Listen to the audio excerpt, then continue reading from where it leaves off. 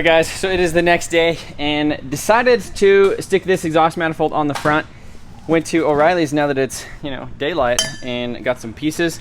So this is what we're gonna do. This isn't the greatest thing, it's not optimal, but it's gonna work. I'm gonna use this wastegate tubing, basically the size of it, to go on this side of the motor, come over here in the front, go underneath, around the alternator, underneath this motor mount, and Y up on this side.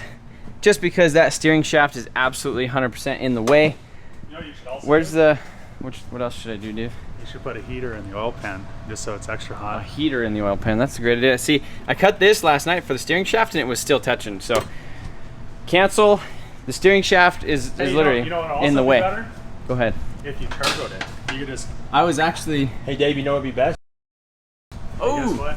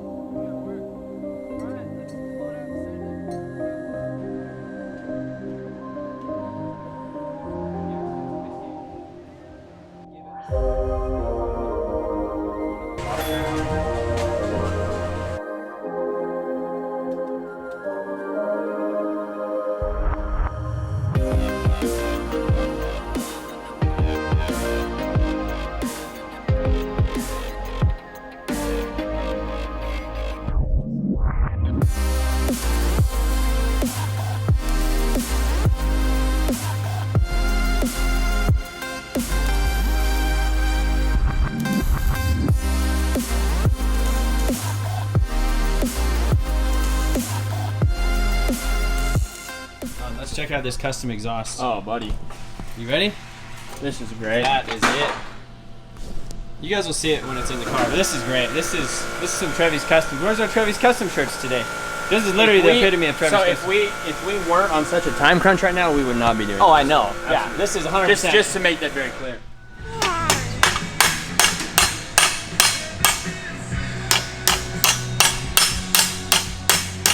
All right. Tell us. So it ain't pretty, but it's gonna work. Well, I was just saying, it's not what we wanted, but it's what we need. It's what we needed. Yep. To make this. This seriously looks like. This is an hour and a half exhaust setup. Well, 2 hours? What time is it? We got here at 8.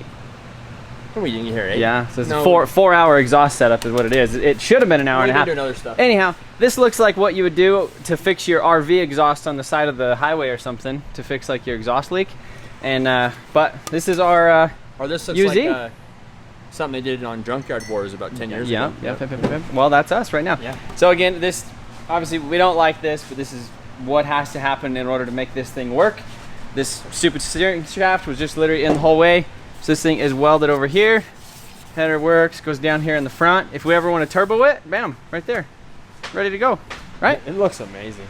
It's ready to go. All right, well, let's stuff it in. This should be the final time sticking it in, I hope. And then we hook up the wiring, and then we rip it. Pretty much. Hook up the wiring, the drive shaft. This is what should have happened last night. Yep. Well, what happened? I don't know.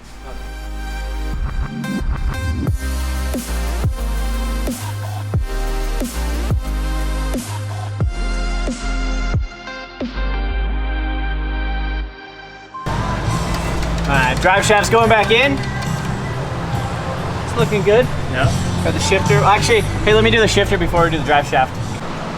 Okay, guys, so engine obviously in here, exhaust, everything looks good. It's mounted, it's bolted.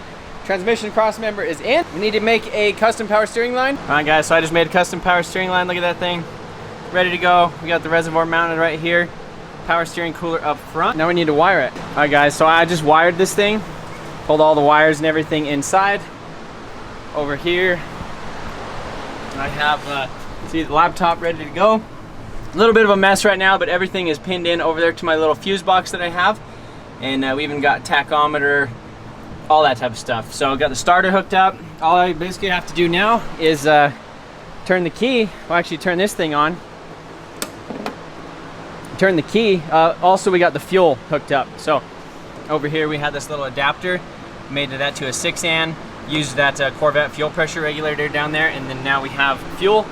This is for fans, this is for, what is this for? Coolant temp, and this is for oil pressure, and then that's for vacuum slash boost, which no boost, but got oil in it. So now we're gonna hop in it, upload a different tune to the ECU, with some different trigger settings and see if this thing actually starts and runs.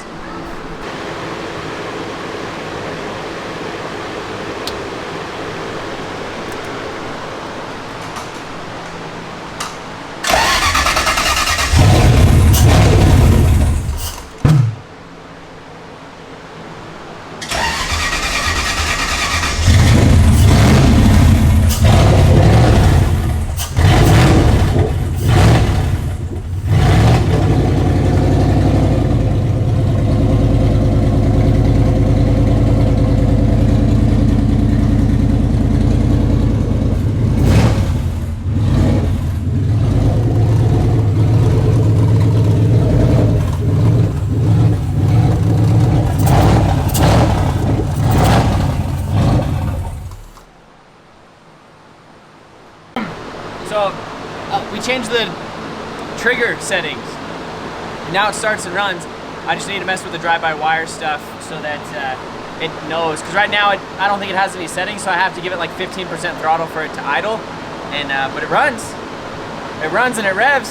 Wait, it runs and it revs. Try it again.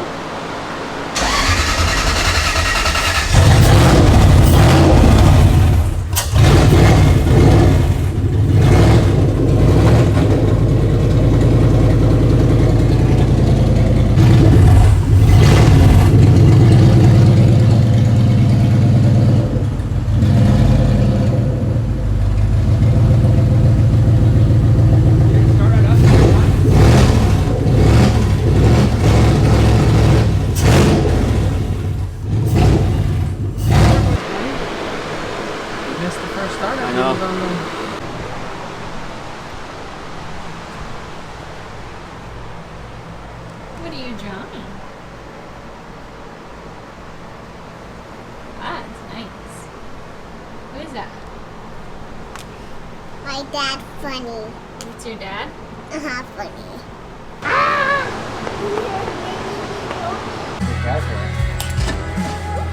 These fucking fans are in the way. Do it from this side right here. No, I'm talking about the it's not going on.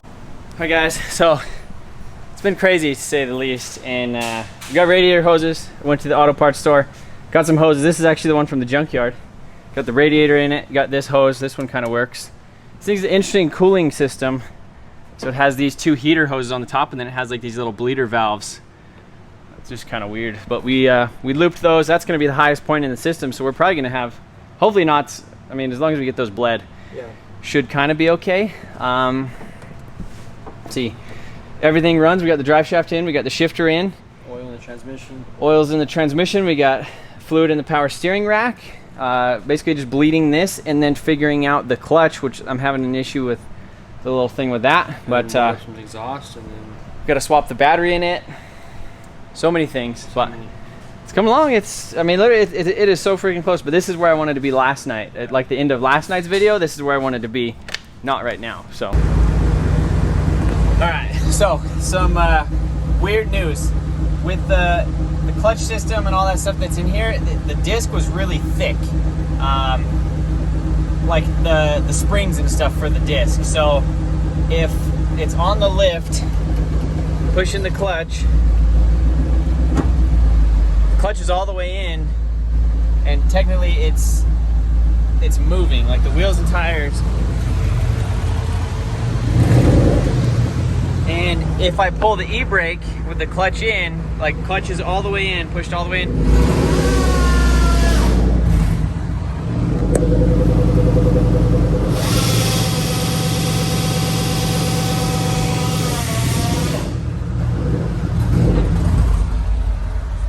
So we have an issue with the clutch and the clutch engagement and all that stuff. So I kind of don't know what to do about that.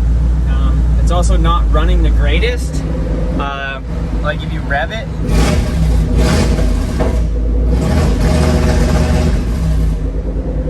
it probably doesn't have very much fuel, or you know, we don't have a wideband hooked up in here, so we don't actually even know if it's lean or rich or whatever. So it might need a bunch of fuel. It might need a bunch of fuel taken away. But it's probably, smells really rich. The oil pressure is actually supposed to be the coolant temp, so we need to switch those, but yeah, doing some weird stuff. All right, so a little bit of an update. False alarm on the clutch. I was just pushing the clutch to, we need basically a pedal stop. I pushed it about halfway, everything disengages just fine, so we just need to put something behind the pedal to limit its travel. And we should be good with that. We need to swap the tires on the back of this thing. We need to create an air intake. And then the biggest thing of all is we actually need to run a full exhaust on this thing. And then after that, we should be ready for like either dyno time or whatever. But revving it up full, like a full rev, it actually sounds pretty good. So I'm pretty stoked about that. Yeah, basically just need to start messing with exhaust and something like that. Tired. Yep. All right, guys, so now we have a new challenge, which is to build an exhaust in 20 minutes, because that's when Sean's going home. I'm tired, terrible, boys. He's tired. He has a girlfriend he's got to get home to. So we have this HKS exhaust, high power exhaust, 3.5 inch right here. We got it necked down to a 3 inch and we cut it off right there just because it was actually hitting the drive shaft with this whole like little resonator thing. So cutting that guy off, finding random scraps and pieces of exhaust around the shop. Again, don't recommend engine swapping your vehicle you're planning on driving at a high level event in like a week, you know, after you pull the engine out of the junkyard and you don't know if it runs or not. So anyhow, I'm gonna bolt this thing up, make a little bit of a transition, come over here to this V-band, hook up a wideband or two, and then see if this thing works and go from there.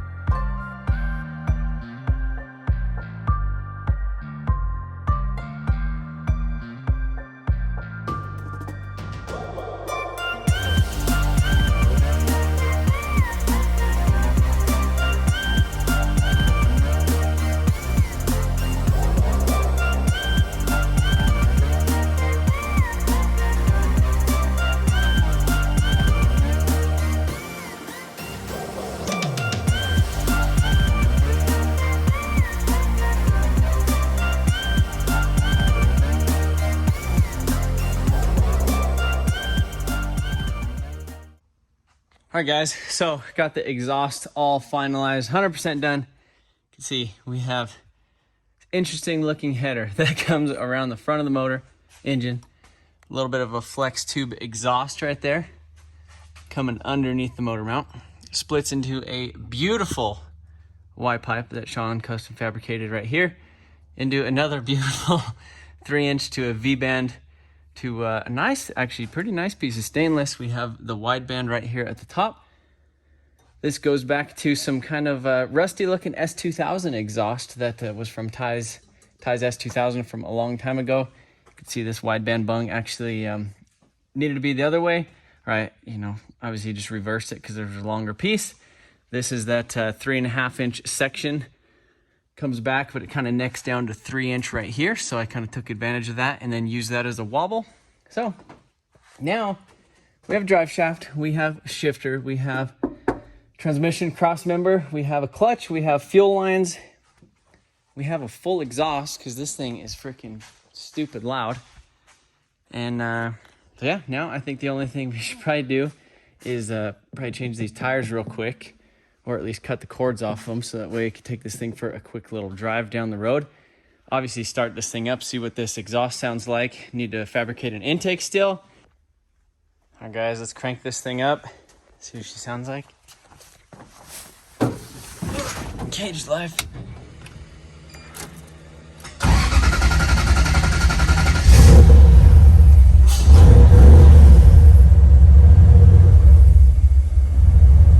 Need to raise the idle a little bit, but that's quiet. It was really quiet before.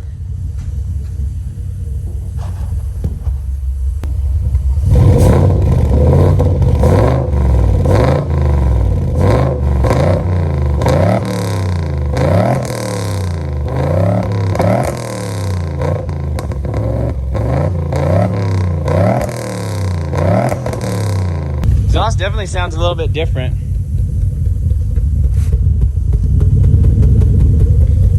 Kind of sounds like it's running on only 7.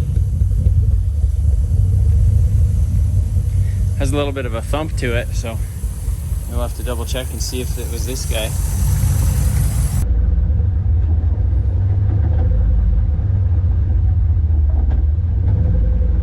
Alright, boys.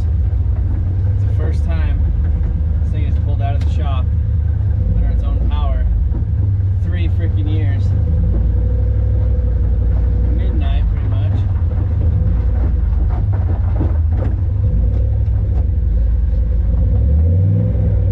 Power steering works really well.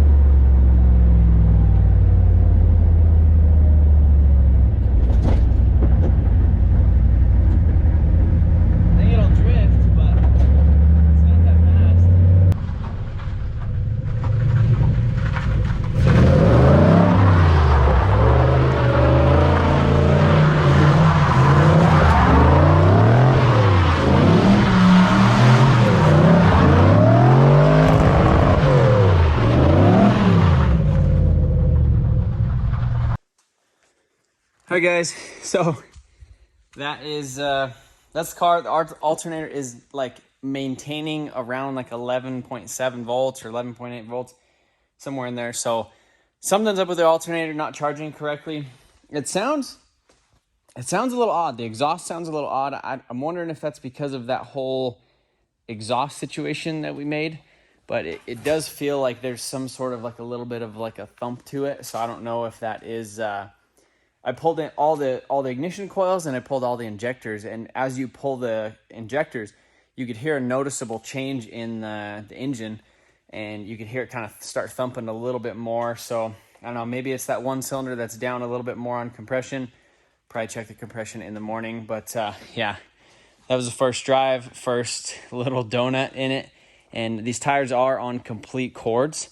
But yeah, I'm just really curious the power to weight ratio of this thing, if it's going to be similar to like a 350Z, or if it have a little bit more or a little bit more, you know, a little bit more power. Obviously, it should make about 300. There was one dyno that I seen on, you know, YouTube dyno. Guy made about, it was close to 300 horse and then like 375 torque. So if we could get to those numbers, this thing would be an absolute animal. You know, I'm trying to compare this thing to like a 350Z with it being naturally aspirated with a lot more torque, which would make this car really, really awesome if you could dial in the grip to power ratio, and you know, where you pretty much just stayed pinned in this thing all the time. It would be super reliable. But obviously we want to turbo this thing in the future. The exhaust is done. That was crazy. Just trying to do all that stuff basically by myself. I hooked the straps up underneath it, and that worked out really well, and honestly made that exhaust in about an hour or so. So yeah, lots of stuff to do tomorrow. Technically it is Friday morning at 1 in the morning, and I should have already probably had like the truck and trailer and like camp and everything set up at Gridlife. So we're gonna probably end up showing up midday or so tomorrow. So I'm gonna go home, grab the truck and trailer, take a little bit of a nap, and then we're gonna rush down here in the morning. I'm gonna see if I could find an alternator locally. Otherwise, we might be okay with this one for a little while, but I'll try to get an alternator by the end of the event. And yeah, I think that's it. It runs, it drives. I am freaking tired. I've literally been out in the shop since about 8 this morning, just thrashing on this thing with Sean and everybody else. So obviously I know everybody else has lives, you know, they can't stay at the shop with me all night. So you know, don't be mad at the guys. They have girlfriends and stuff too. But appreciate you guys watching. Stoked to drive this thing tomorrow at Gridlife, but man, we still have to do tires and load the trailer and all the stuff. So it worked. It freaking worked. I definitely don't recommend doing the 1 week engine swap thing because it's not fun.